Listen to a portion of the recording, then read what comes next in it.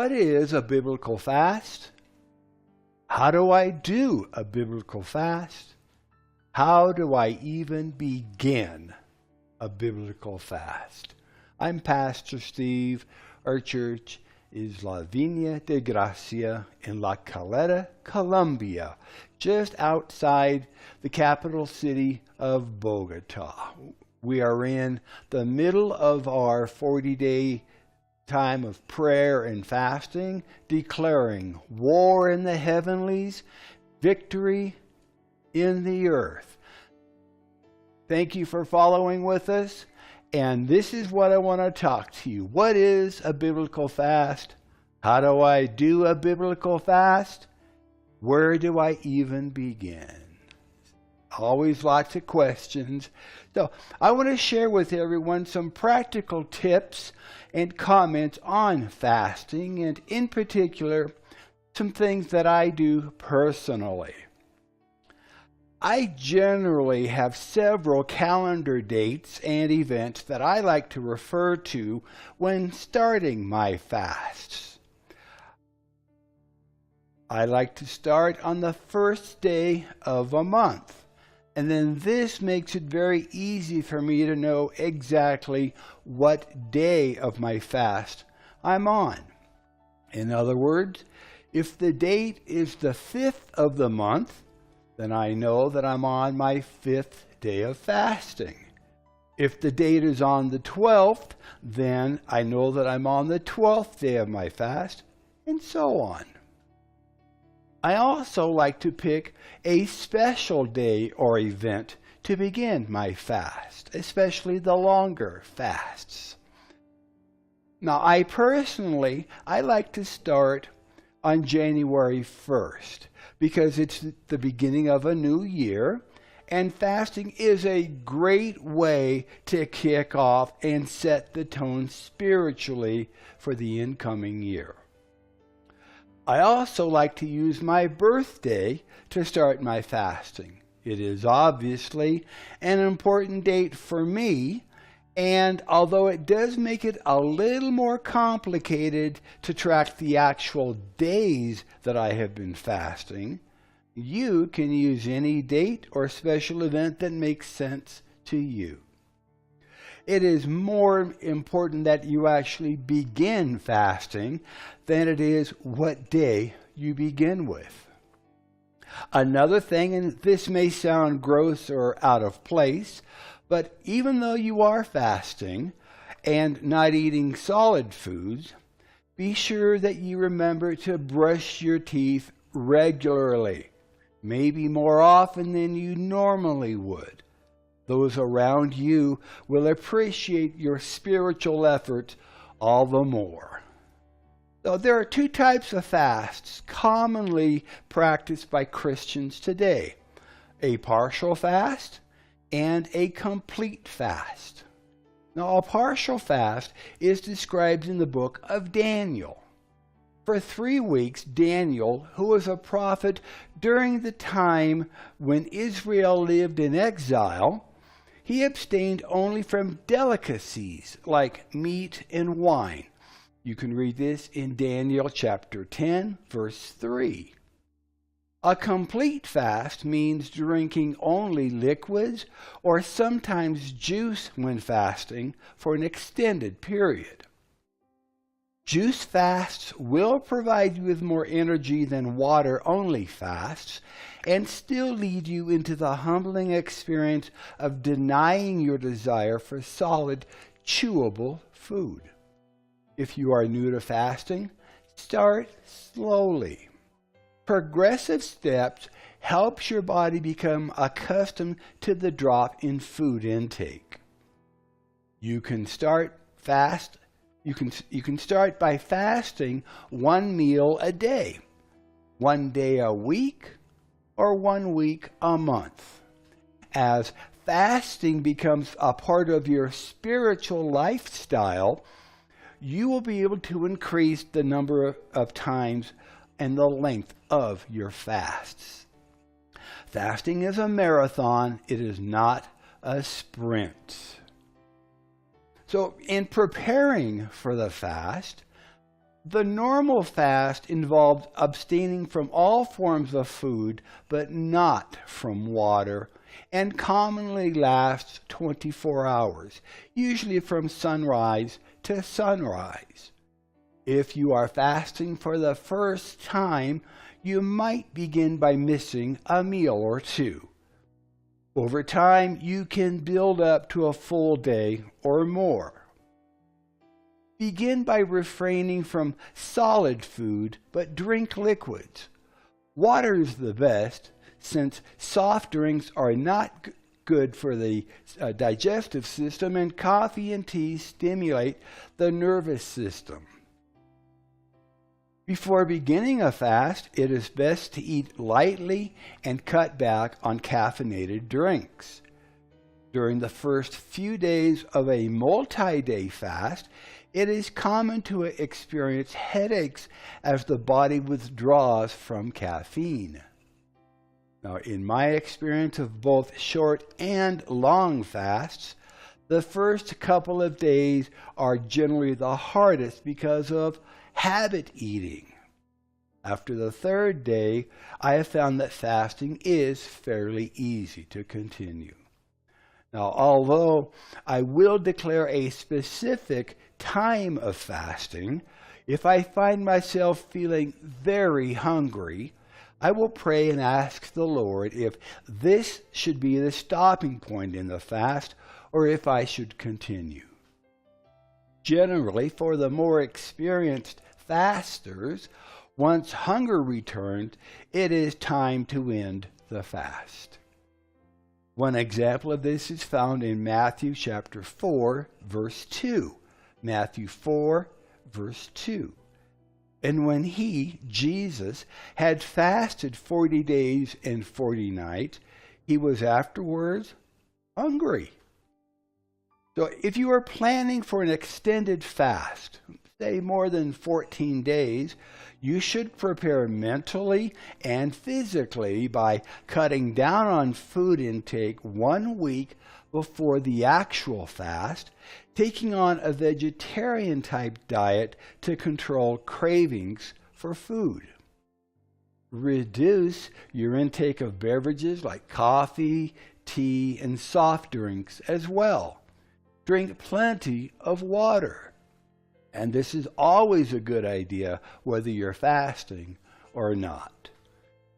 And stop watching television. You will soon discover how much advertising goes on about food. In the morning, you're going to see advertising for lunch. At lunchtime, you're going to see advertising for dinner. Around dinner time, late into the evening, you're going to see advertising for snacks, after school, in between meals and treats. So stop watching television. You will discover that it is so much easier when you're not being inundated with advertising promoting what you deserve to eat at lunchtime. So it's your choice, but I found it easier to eliminate or reduce watching the TV. Now, during the fast, set aside specific and significant time to worship and seek God in prayer. Plan ahead so that your time can be unhurried and conducive to enjoy the Lord. Many people begin this time by repenting of any sins the Lord brings to mind and asking for God's forgiveness. This is essential to ensure that sin is not hindering your communications with the Lord. Then plan time to make your requests known to God and to seek His will. Take breaks to study scripture passages that you have chosen. And do not rush your time with God. Take time to listen. Ask, then listen. Keep a notebook and pen nearby to record the ideas, the insights, the directions, and instructions that He impresses upon your mind. When you turn down the noise of Western civilization by fasting, you can more easily hear the voice of our God. Continue to drink plenty of water. Apple or watermelon juice is a great morale booster. And sleep early. The first days of the fast are usually the most challenging. Persevere through this period. Press in and move on. Consult your doctor if you are unsure of any headaches or bodily reactions. When it comes time to breaking the fast, to ending it, breaking the fast may require as much discipline as beginning it. During the fast, your stomach contracts and your body's digestive and elimination systems are at rest.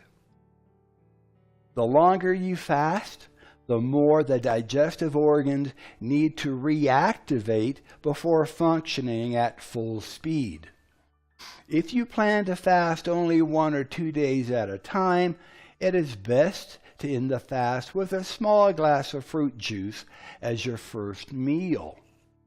Gradually introduce small amounts of easily digestible foods such as yogurt, soup, fresh fruit, and cooked vegetables. If your fast continues longer than just a few days, you should continue with juices for a day or more before gradually introducing more substantial foods like yogurt, soup, and fruit. And if you can, homemade soup is better than the store-bought canned soup. There's a lot of sodium in what you buy in the stores. That's just a personal preference of mine. Now be sure that you introduce new food in small quantities and that you chew it very well. You should stop eating at the slightest sensation of fullness. If fasting only a few days at a time, ending the fast should be easier.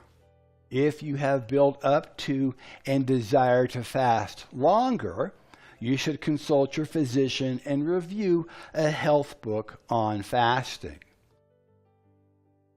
Now, according to the Foods and Nutrition Encyclopedia, for healthy individuals, and this is a quote, for healthy individuals, no harm results from short-term fasting. End of the quote.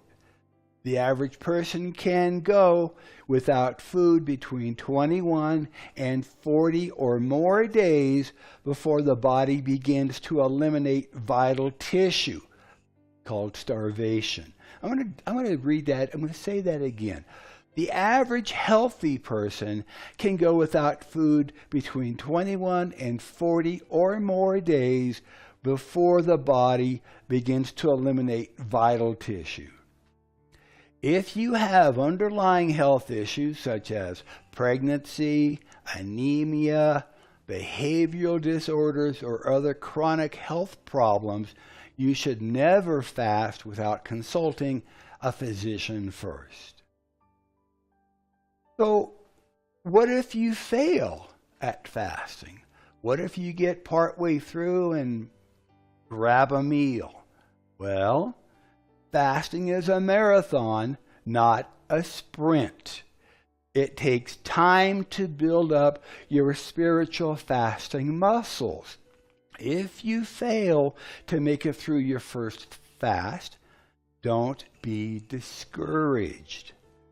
You may have tried to fast too long the very first time, or you may need to strengthen your understanding and resolve.